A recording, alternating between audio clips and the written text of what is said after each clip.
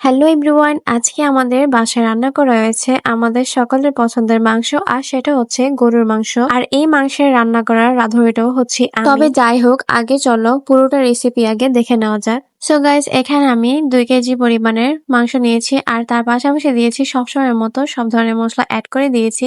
তারপর এভাবে হাত দিয়ে সবগুলো উপকরণ ভালোভাবে মিশিয়ে প্রায় 2 ঘন্টার মতো এটাকে আমি ম্যারিনেট করে রেখে দিয়েছিলাম। তার 2 ঘন্টা পরেই আমি এই মাংসটাকে সুন্দরভাবে আবার চুলায় বসিয়ে দিয়েছিলাম। আর প্রথমে বলে রাখি, এখানে আমি একটা ব্যাককলমার কাজ করেছি। আর সেটা হচ্ছে, যেহেতু এখানে 2 কেজি মাংস, তো সেটাকে আমি কড়াইয়ে না দিয়ে দিয়েছিলাম ফ্রাই প্যানে। সো এখন আমি ফ্রাই প্যান থেকে নামিয়ে কড়াইয়ের মধ্যে ঢেলে দিয়েছি। মাঝে মাঝে নিজের কাজে নিজে অনেক অবাক হয়ে যাই, আর নিজের কাজে নিজেকে অনেক বেশি দোষারোপ করি। তবে যাই হোক, এখানে আমি মাংস কষাতে কষাতে আমি মাংস একদম ভালোভাবে রান্না করে নিচ্ছি। আর আমার গরুর মাংস রান্না করাটাও অনেক সুন্দরভাবে কুক হয়ে গেছে। আমার কাছে সব থেকে বেশি গরুর মাংসের মধ্যে আলু দিলে এই জিনিসটা আমার কাছে অনেক বেশি ভালো লাগে।